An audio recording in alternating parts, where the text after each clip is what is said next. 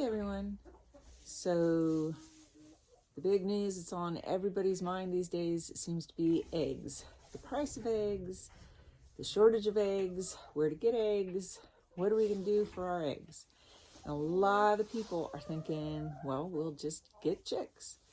So if you're thinking about getting chicks this spring, I just thought I'd do a short video on just a few of the basics, like maybe 5 to 10 steps that'll help you get a better start getting your birds.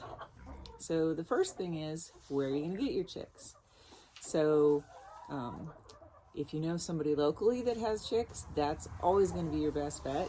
But then your next step is to order from a hatchery or to go to your local farm store in the spring when they get birds in. So in the past, we've ordered from Murray McMurray and Cackle Hatchery, and we've actually been really happy with both of them. We get healthy birds. They do well in shipment. We've not had any shipping issues. And we've bought a lot of birds from both places over the last few years. If you want to go not have them shipped to you and not have to take the chance of something happening in the shipping, then your local farm store is probably going to have chicks as soon as the weather warms up a little bit, or who knows, where you are, it might already be warm and they might already have them. So you can pop into the farm store, and that's sometimes easier because they're right there, they're right in front of you, and you can get one of that kind and one of that kind and one of that kind, because when you order, there are shipping minimums. You have to get this many. And so sometimes buying it at the farm store is a little more fun. It's definitely more impulsive, and you can pick them and you take them home and you've got them right away. But you got to make sure before you get them that you're set up to have them, because you want their brooder to already be set up and already be up to temperature before you even bring them home. That's going to give you your best chance at a good start for your chicks. So a brooder can be almost anything. It can be a box, it can be a Rubbermaid tote, it can be an actual brooder that you bought somewhere. We are very fond of old stock tanks, big metal water troughs. They work really good for us, and it's something that we can just store and put away when we're not using.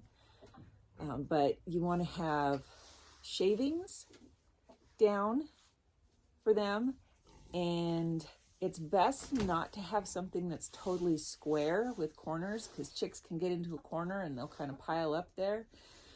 So if you use a box or a tote, you can take like a piece of cardboard or a piece of paper, and you can actually tape it in and round out your corners so you're not worried about any corners. That's another good thing with the stock tanks. They're oval shaped, so there aren't any corners. So you want to have shavings, and you need to have a heat source. Chicks need to be warm. When they first come home, day-old chicks up to a week old, they need it to be 95 degrees all the time. They stay at 95 degrees for at least the first week, and then after that, you can start lowering the temperature by about 5 degrees each week as their feathers grow in.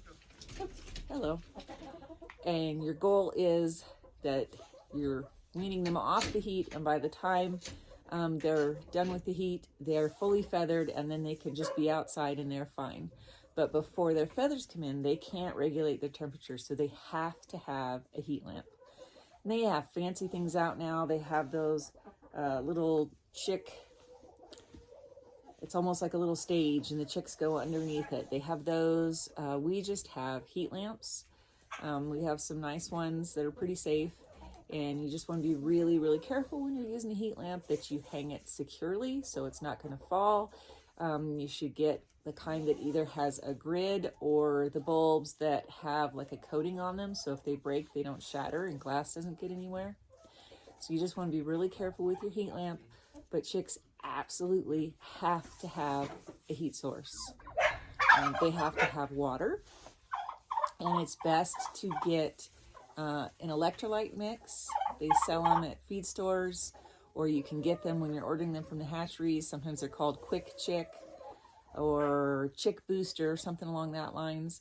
and it's like a vitamin and electrolyte mix, and you put it in their water, and that gives them just that extra little boost to help them get through those first few days, which can be really tough for little chicks, especially when they travel through the mail or they've been at the feed store or whatever.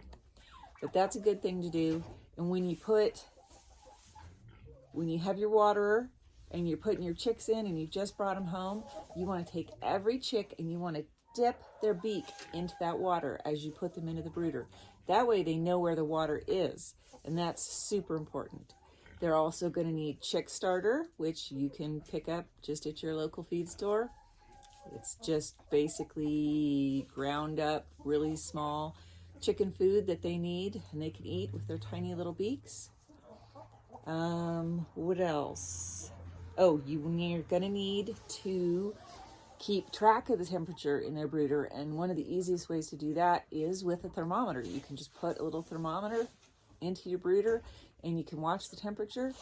The other thing you can do is a visual check. You just look at your birds. If all your birds are huddled under the heat lamp, it's not warm enough. If they're all spread to the far corners of the brooder, it's too warm.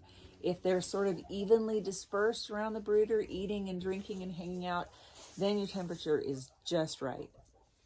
So raising chicks really isn't hard, but it is something that just takes experience to get good at. When you've done it for a little while, then you'll be able to tell if they're happy, if they're not happy, and it's a really fun thing, especially if you have kids, because let's face it, there's really nothing cuter than a brand new chick.